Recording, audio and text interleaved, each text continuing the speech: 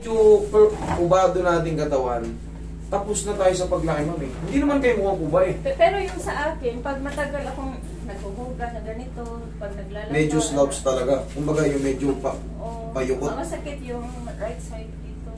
Yan, mas maganda yun kung may pain, adjust natin. Pero yung kala ko kasi, unang pagkasabi nyo kasi, kubado na ako pero wala namang masakit. Pero kung may hinihita kayo dito, yan, makawala. Pero pag yung ganinan ko, hindi naman mukha, pero parang... Nagkukusa na. Tapos masakit. Hindi kasi nga yun yung ano yun. Kumbaga, nasanay na tayo. Pero yun, mababago natin, mawawala yun. Ito, ngayon, parang namamanhid pa. Yan, nakalisin natin. Pero yun nga, sabi ko sa inyo, kahit sino pinakamagaling na chiropractic, sanay na kayo. Di ba, nagaganon mo nga eh. Hindi naman talaga totally kuba, nagaganon mo. Ang problema, nasasabi. Habit na. Oo, hindi naman. Pinipiti ko likod dito eh. Pero lang. O, di ba, nakakaganon naman pala eh. Ang kuba kasi talaga, kahit anong ganon mo, talagang ganon yun, hindi makakakaano. Pero ikaw siguro, slouch position ka lang, nasasanay lang. Nasanay ba? Tanggalin natin yung pain para hindi kahit anong ganon mo, walang masakit. Kaya natin yan. Tapos pag naghuhugas, pag sumasakit yung dito. Konting adjustment lang yan, ma'am.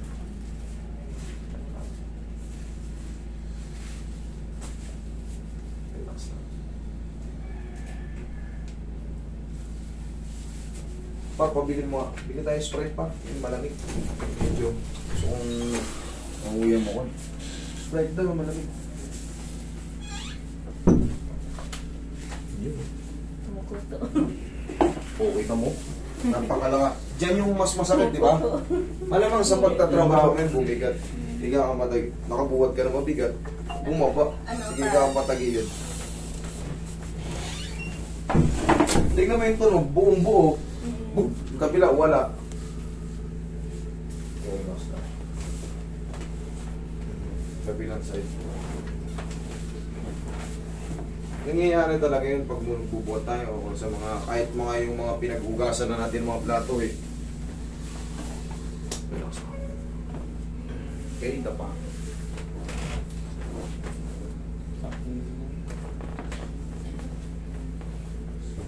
Cebu. Napakaganda dyan sa inyo sa Cebu. Mura pa. Ada sa mura. Ito Cebu. Sawa na kasi kayo. Hindi sa lahat ng Daming attraction. bagay. Doon lang sa Oslo. Magkandito na kayo. Punta na kami ron eh. Mall ball. Iikot namin yan, paikot hanggang Santander. Paangat ulit. Pabalik ng Karkar. Eh dito, ano bang maganda dito? Wala. Manila, so kanya lang 3 to 4 degrees. Maximum, sabihin na natin 5 degrees. Pero yung mababalik ka, 20 degrees ka, maging 2 degrees, malabo pa sa baw ng pusit. Hindi yan nasi-zero-zero.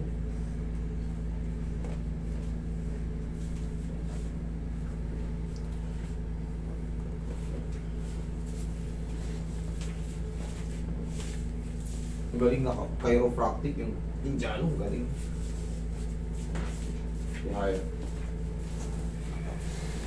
Bilhin niya po na brace niyo. Walang brace. Mas maganda nga yung gano'n eh. Alam niyo kung bakit? Tutukod kasi yun dito, may tip yun dito eh. Once na gumanon ka, kakalso yun sa ano mo. Pag walang brace, Sa, yun ang kahalagahan ng ano. Tsaka may ano yun eh. Parang hinahatak ka nun. May straight ka talaga. Di magsuot kayo nun ng mga 1 o 2 buwan. Para masanay na kayo. Okay, inhale. Exhale. Sa una kasi, maiilang kayo, parang pustiso lang yan. Sa una, gaganong-ganong kayo. Pero, ganon din yun eh. Sa susunod, o di, hindi naman talaga kayo totally kuba eh, nasasanay lang kayo. Kasi cellphone na kayo ko. Oo kayo. Oo. Wait lang, may masasing, may kulang ba dyan? Picture mo ito siya. Dalawang heli. Si Skelly Clapton.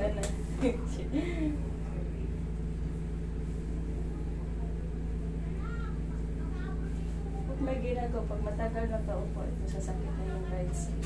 Ngayon, hindi na yan. Na-adjust na yung dito nyo. Kuto. Laki. Yun yung bumaba. Kaya nangangalay. Na-adjust naman yan. Basta tama yung pagkabalik niya, walang mararamdang masakit. Pero kung na-dislocate ko kayo, may mga nagtatanong kasi, may nababasa akong comment sa TikTok. Sabi, pinalalagutok-lagutok nyo. Tama ba yung pinaglalagutokan nyo? Ganun nga yung pinaka-simple, ano yan. Once na magkamali ng palagutok, mamamaga ka kagad. Ganun. Okay. Check nyo, ma'am. Oh. Nawala? Nawala rin balikat mo. Picture ka dito. Oh, check kayo.